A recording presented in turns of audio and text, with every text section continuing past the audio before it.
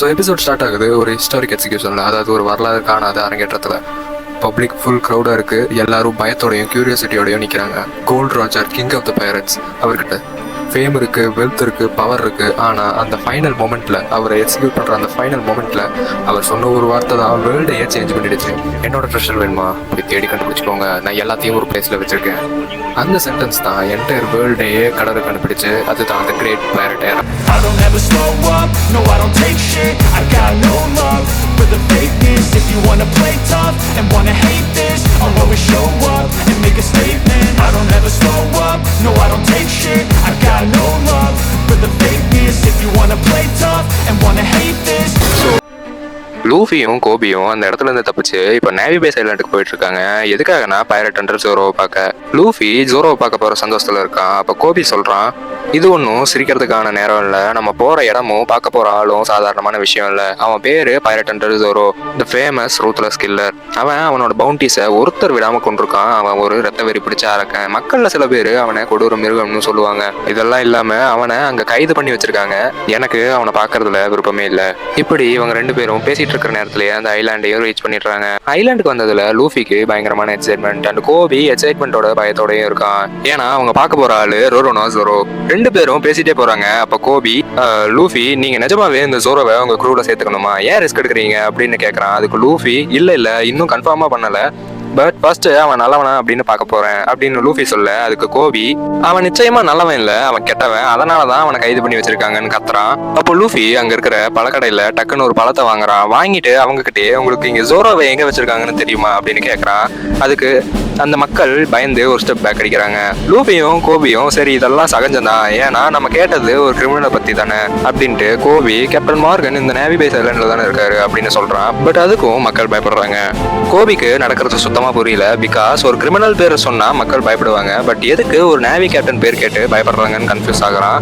அந்த கன்ஃபியூஷன்லயே நடந்து கொஞ்சம் தூரம் போறாங்க ரெண்டு பேரும். கொஞ்ச நேரத்திலேயே அந்த நேவி பேஸ் ஐலாண்டோட நேவி பேஸையும் அடையறாங்க. அந்த பேஸுக்கு முன்னாடி ஒரு காம்பவுண்ட் தெரியுது. அது அந்த பேஸோட கிரவுண்டோட காம்பவுண்ட். லூஃபி ஜோரோ எங்கேயாவது தெரியறானா அப்படின்னு பார்க்க அது மேல ஏறி ட்ரை பண்றான். அவன் நினைச்ச மாதிரியே ஜோரோவை அங்கதான் நடு கிரவுண்ட்ல உச்சி வெயில்ல ஒரு கம்பத்துல கட்டி போட்டிருக்காங்க.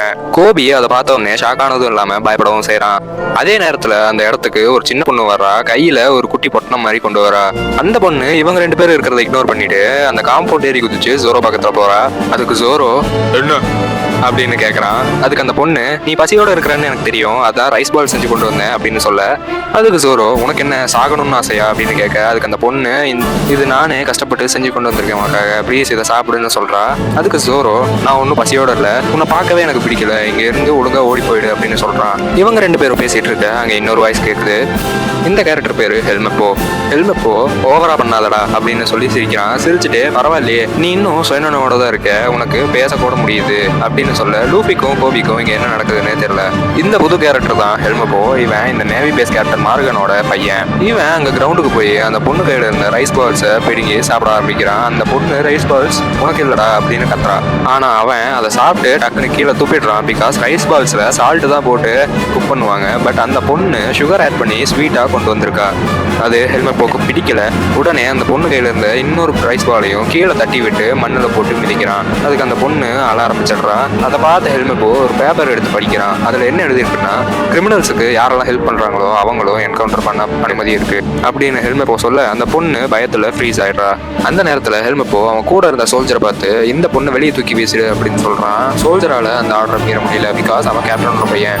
ஸோ அவரும் அந்த பொண்ணை தூக்கி காம்பவுண்ட் வெளியே வீசுறாரு. ஆனா நல்ல வேலை காம்பவுண்ட் கிட்ட லூஃபி இருந்ததுனால லூஃபி அந்த பொண்ணை பிடிச்சு காப்பாத்திட்டான். ஹெல்மெப்போவும் அந்த இடத்த விட்டு போயிடுறான். உடனே அந்த கிரவுண்டுக்கு லூஃபி வரான். வந்து ஜோரோவை பார்த்து, எல்லாரும் பாக்குற மாதிரி உன்னை கிரவுண்ட்ல கட்டி போட்டிருக்கான், நீயும் எதுவும் பண்ண மாட்டேற, நீ உண்மையாவே ஸ்ட்ராங்கா அப்படின்னு கேட்கறான். அதுக்கு ஜோர், உன் வேலை என்னமோ அதை மட்டும் பாரு, தேவையில்லாத விஷயத்துல தலையிடாத அப்படின்னு சொல்றான். அதுக்கு லூஃபி, இதுவே என்னை கட்டி போட்டிருந்தா 3 நாள்லயே பசியில செத்துருப்பேன் அப்படின்னு சொல்ல. அதுக்கு ஜோரோ, நான் அவ்வளவு சீக்கிரம் சாக மாட்டேன், என்னோட மனதைரியத்துக்கு இன்னும் 10 நாள் உயிரோடு இருப்பேன்னு சொல்றான். அப்போ நான் கிளம்புறேன் அப்படின்னு லூஃபி சொல்ல, ஜோரோ கொஞ்சம் கீழே கிடக்குற அந்த ரைஸ் பாலை எடுத்து எனக்கு ஊட்டி விடு அப்படின்னு சொல்றான். ஆனா இது மண்ணா இருக்குன்னு லூஃபி சொல்ல, அதெல்லாம் பரவாயில்ல எனக்கு ஊட்டி விடு அப்படின்னு ஜோரோ கத்துறான். லூஃபி அதை ஊட்டி விட ஜோரோ அதை சாப்பிட்டுட்டு ரொம்ப நல்லா இருக்கு அப்படின்னு சொல்ல லூஃபியும் அங்க இருந்து கிளம்பிடுறான். இப்போ லூஃபி, கோபி அப்புறம் அந்த சின்ன பொண்ணு ஒரு இடத்துல உட்காந்து பேசிட்டு இருக்காங்க. அப்போ லூஃபி சொல்றான், நீ கொண்டு வந்த ரைஸ் பால்ஸை ஜோரோ சாப்பிட்டான், ரொம்ப நல்லா இருக்குன்னு சொன்னான் அப்படின்னு சொல்ற. அந்த பொண்ணு ஷாக் ஆயிட்டா. நிஜமாவே அவன் அப்படி சொன்னானான்னு அந்த பொண்ணு கேட்க லூஃபி, ஆமா அவன் அப்படி சொன்னான், அவன் தான் சொன்னான், அவன் நல்லா இருக்குன்னு சொன்னா, அவன் சாப்பிட்டான் நிஜமாவே அப்படின்னு சொல்றான். அதை கேட்டு அந்த பொண்ணு ஹாப்பி ஆயிடுறா.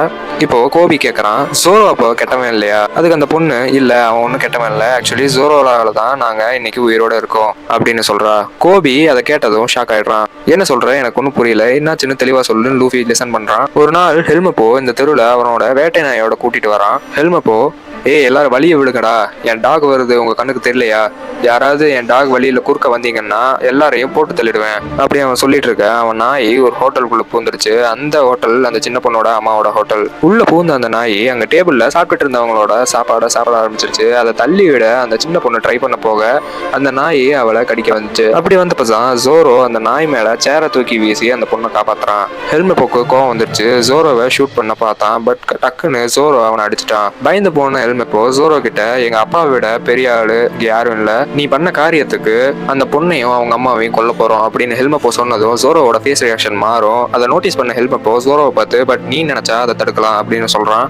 நீ வேணா ஒரு 1 மந்த் சாப்பிடாம எங்க பேஸ்ல கைதியா இரு, 1 மந்த் அப்புறம் நீ உயிரோட இருந்தா நான் உன்னையும் அவங்களையும் விட்டுறேன் அப்படின்னு ஹெல்மெப்போ சொல்ல ஜோரோவும் அதை ஏத்துக்கிறான். இதையெல்லாம் அந்த சின்ன பொண்ணு லூஃபி கிட்டையும் கோபி கிட்டையும் சொல்லிட்டு இருக்கும் போது அந்த நேரத்துல ஹெல்மெப்போ அங்க மறுபடியும் வந்துடுறான். அந்த ஹோட்டலுக்கு வந்து ட்ரிங்க்ஸ் பண்ணிட்டு அவன் கூட வந்த சோல்ஜர்ஸ் கிட்ட சொல்றான், எனக்கு 3 வாரம் ஆச்சு, இவனை பார்த்து எனக்கு போர் தான் அடிக்குது, அவன் சாகவும் மாட்டேறான், ஸோ நாளைக்கு அவனை நான் கொல்லலான் இருக்கேன் அப்படின்னு சொல்ல அது லூஃபி காதுல விழுந்துருச்சு. கோவம் வந்த லூஃபி ஹெல்மெப்போ பயங்கரமா அடிச்சிடறான். அதுக்கு ஹெல்மெப்போ, இருடா எங்க அப்பா கிட்ட சொல்றேன், அவர் கண்டிப்பா உன்னை கொன்னுடுவாருன்னு சொல்ல அதுக்கு லூஃபி, தைரியமானவனா இருந்தா தனியா வந்து சண்டை போடுறா அப்படின்னு சொல்ல அந்த இடத்த விட்டு கிளம்பிடுறான். கட் பண்ணா ஜோரோவோட பிளாஷ்பேக் காட்டுறாங்க. அதுல ஜோரோ சின்ன பையன், அவன் அங்க ஒரு பொண்ணு போட சண்டை போட்டுட்டு இருக்கான். மரத்துல செஞ்ச கத்தி மாதிரி ஷேப் இருக்கிற ஒரு பொருளை வச்சு 2 பேரும் சண்டை செய்யறாங்க. சண்டை செஞ்சு பிராக்டிஸ் பண்ணிட்டு இருக்கும் போது அதுல ஜோரோ தோத்துறான். தோத்து போன ஜோரோவை பார்த்து, நீ இன்னும் வீக்கா இருக்க அப்படின்னு அந்த பொண்ணு சொல்ல ஜோரோ கீழே விழுந்து கிடக்குறான். இதையெல்லாம் நினைச்சு பார்த்துட்டு இருக்கிற ஜோரோ தனக்கு தானே மர்மரிங் பண்றான். மர்மரிங்னா தமிழ்ல முனவர்தன் அர்த்தம். சோ என்ன மனவரான்னா, நான் அவளுக்கு ப்ராமிஸ் பண்ணி கொடுத்துருக்கேன், நான் இந்த மாதிரி ஒரு இடத்துல சாகக்கூடாது, இதெல்லாம் நடந்துட்டு இருக்கு. அந்த இடத்துக்கு லூஃபி வரான். அங்க வந்து லூஃபியை பார்த்து ஜோரோ என்ன சொல்றான், உனக்கு வேற வேலை எதுவும் இல்லை போல, இங்க அடிக்கடி வந்துட்டு இருக்குன்னு சொல்ல அதுக்கு லூஃபி, நான் உன்னோட கட்டுகளை அழுத்த விடுறேன், நீ என்னோட டீம்ல ஜாயின் பண்ணிக்கோ அப்படின்னு சொல்றான். அதுக்கு ஜோரோ, என்ன சரியா கேட்கல அப்படின்னு சொல்ல லூஃபி, ஆமா என்னோட ஃப்ரெண்டா என் க்ரூல ஜாயின் பண்ணிக்கன்னு சொல்ல அதுக்கு ஜோரோ, அப்படி ஒரு எண்ணத்தை நீ மறந்துடு, ஏன்னா போய் உன்ன மாதிரி ஒரு கிரிமினல் லெவல்ல உன் கூட சேர்ந்து வாய்ப்பே இல்லை, என்னால அது முடியாது அப்படின்னு சொல்றான். அதுக்கு லூஃபி, ஏன் ஒரு பைரட்டா இருக்கிறதுல உனக்கு என்ன பிரச்சனை அப்படின்னு கேட்க ஜோரோ, பைரட்ஸ் எல்லாம் நேர்மையானவங்களே இல்ல, நேர்மைன்னா என்னன்னு தெரியாதவங்க, நியாயமற்றவங்கன்னு சொல்றான். அதுக்கு லூஃபி, நீ அதை பத்தி எல்லாம் பேசாத, நீயே ஒரு மோசமான பவுண்டி ஹண்டர் கொலகாரன்னு சொல்ல அதுக்கு ஜோரோ, மக்கள் என்னை பத்தி என்ன சொல்றாங்கன்னு நான் நினைச்சு கவலைப்பட மாட்டேன் அப்படின்னு சொல்றான். அது போக இது வரைக்கும் லைஃப்ல நான் ரெக்ரெட் பண்ற மாதிரி இது வரைக்கும் எந்த விஷயமும் பண்ணதில்லை, அதனால நான் இந்த 1 மாசத்தை கடந்து என் நினைச்சதை சாதிச்சுட்டு போறேன் அப்படின்னு சொல்றான். ஆனா லூஃபி பேஜ் மாறவே இல்லை. நீ என்னோட க்ரூவில் ஜாயின் பண்ண தான் போற அப்படி நான் முடிவு பண்ணிட்டேன், ஸோ நீ ஸ்வாட்ஸ் யூஸ் பண்ணுவேன்னு கேள்விப்பட்டேன் அப்படின்னு சொல்லி லூஃபி சொல்ல அதுக்கு ஜோரோ, ஆமாம் ஆனால் அந்த ஹெல்மெட் என்கிட்ட இருந்து பிடிக்கிட்டான், இப்போ என்னோட ஸ்வாட்ஸ்லாம் அந்த நேவி பேஸில் தான் இருக்குது அப்படின்னு ஜோரோ சொல்ல அதுக்கு லூஃபி, அப்போ நான் உள்ளே போய் உன்னோட ஸ்வாட்ஸ் எல்லாம் எடுத்துகிட்டு வந்து தரேன், ஆனால் அதுக்கு பதிலாக நீ என்னோட க்ரூவில் ஜாயின் பண்ணணும்னு சொல்லிட்டு அவன் பாட்டுக்கு பேஸை நோக்கி ஓட ஆரம்பிச்சிட்டான். கட் பண்ணா நேவி பேஸோட டாப்ல கேப்டன் மார்கன் அவரோட உருவத்தில் ஒரு ஸ்டாச்சு செஞ்சு அதை அந்த நேவியோட பேஸோட டாப்ல பிளேஸ் பண்றதுக்கு அங்க இருக்கிற சோல்ஜர்ஸையே பயங்கரமா மிரட்டி வேலை வாங்கிட்டு இருப்பாரு. ஸோ அந்த நேரத்தில் லூஃபி என்ன பேஸ் மேல ஒரு சத்தமா இருக்குன்னு மேலே போயிடுறான். மேலே போன வேகத்தில் லூஃபி தெரியாதனமா அந்த ஸ்டாச்சுவை உடச்சிடுறான். அதை பார்த்து அங்க இருந்த எல்லாரும் பயங்கரமா ஷாக் ஆயிடுறாங்க. பிகாஸ் கேப்டன் மார்கனுக்கு அந்த ஸ்டாச்சு ஒரு ஸ்டாச்சுவா பார்க்கல, அது அவரோட இன்னொரு உருவமாக கன்சிடர் பண்றாரு. ஸோ அவர் அங்க இருக்கிற சோல்ஜர்ஸ் கிட்ட, லூஃபியை பிடிங்க, நான் அவனை என் கையாலேயே கொல்ல போறேன் அப்படின்னு சொல்ல லூஃபி அந்த லிசன் கூட பண்ணாம அதுக்கு பதிலாக மார்கன் கிட்ட சாரி சொல்லிட்டு அங்க இருந்த ஹெல்மெப்போவை பார்த்து, ஜோரோவோட ஷாட்ஸ் எல்லாம் எங்க வச்சிருக்க அப்படின்னு கேட்கறான். அதுக்கு ஹெல்மெப்போ உடனே அவங்க அப்பாவை பார்த்து கத்துறான். என்னன்னா, அப்பா இவன் தான் என்ன அந்த ஹோட்டல்ல வச்சு எல்லாரும் முன்னாடி அடிச்சான்ப்பா, இவனை சும்மா விடாதீங்கன்னு கத்துறான். இவன் இப்படி கத்திட்டு இருக்கும் போது லூஃபி ஹெல்மெட்டை தூக்கிட்டு பேஸ் உள்ள ஓட ஆரம்பிச்சிடறான். அங்க இருந்த எல்லா சோல்ஜர்ஸும் லூஃபியை ஃபாலோ பண்ணி பேஸ்குள்ள போறாங்க. இவங்க இப்படி ஓடிட்டு இருக்க மேல இருக்கிற கேப்டன் மார்கன் ஒரு விஷயத்த பாக்குறாரு. அது என்னன்னா, கீழே கிரவுண்ட்ல ஜோரோவை கட்டி போட்ட இடத்துல ஜோரோ கூட இன்னொருத்தர் இருக்காங்க. அவங்க கை கால் கட்டுகளை அவிழ்க்க ட்ரை பண்ணிருக்காங்க. இதை நோட்டீஸ் பண்ண மார்கன் 2 டீமா பிரிஞ்சு ஒரு டீம் லூஃபியையும் இன்னொரு டீம் ஜோரோவையும் பிடிக்க நினைக்கிறாங்க. இது ஒரு பக்கம் நடக்க லூஃபி ஒரு வழியா ஜோரோவோட ஸ்பாட்ஸை கண்டுபிடிச்சிட்டான். ஆனா அதுக்குள்ள கேப்டன் மார்கன் ஜோரோ கிட்ட போயிடுறாரு. அங்க போனது கேப்டன் மார்கனுக்கு அப்பதான் தெரியுது அங்க ஜோரோ கிட்ட ஹெல்ப் பண்ண நின்னுட்டு இருந்தது கோபின்னு. கோவப்பட்ட கேப்டன் மார்கன் 2 பேரையும் ஷூட் பண்ண சொல்றாரு. சோல்ஜர்ஸும் ஷூட் பண்ண அந்த இடத்துல கரெக்டா லூஃபி ஜம்ப் ஆயிடுறான். புல்லட்ஸை அவன் உடம்புல வாங்கிக்கிறான். ஆனா இது நடந்த அடுத்த செகண்டே அவன் மேல இருந்து புல்லட்ஸ் எல்லாமே பவுன்ஸ் ஆயிடுச்சு. சோல்ஜர்ஸ், கேப்டன் மார்கன், ஜோரோ, கோபி கூட அதை பார்த்து ஷாக்கிங்ல தான் இருக்கான். அந்த ஷாக்லயே ஜோரோ கேட்கறான், நீ நிஜமாவே யாரு அப்படின்னு கேட்க அதுக்கு லூஃபி சொல்றான், நான் அந்த மங்கி டி லூஃபி, பைரட் கிங்காக போறவன் அப்படின்னு சொல்ல இந்த எபிசோட முடிக்கிறாங்க.